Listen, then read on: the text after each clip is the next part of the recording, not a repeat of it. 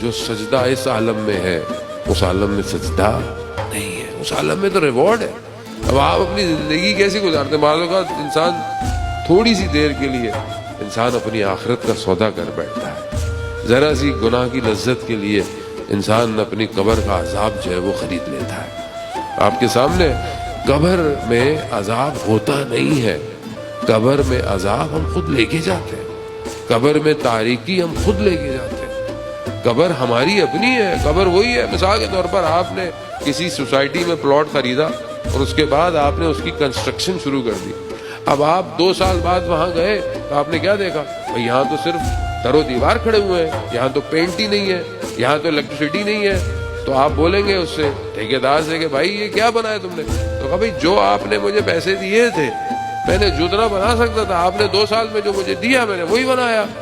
جانے محترم, جب ہم مریں گے یا جب ہم قبر میں جائیں گے پہلی رات, تو جو بھی بہرحال ہمارے ساتھ ہونا ہے, تو اب انسان بولے کہ بھائی یہ کیا ہے؟ جانے محترم جو بھیج رہے ہیں وہی ہے. اور کسی کو یہ نہیں پتا کہ ہم نے کب قبر میں جانا ہے. کیا ہمیں یقین ہے کہ ہم یہاں سے مسجد سے باہر یا امام بارگاہ سے باہر نکل کر زندہ رہیں گے؟ نہیں. لیکن اس کے باوجود ہم زندہ ایسے ہیں جیسے ہم نے مرنا ہی کبھی نہیں ہے.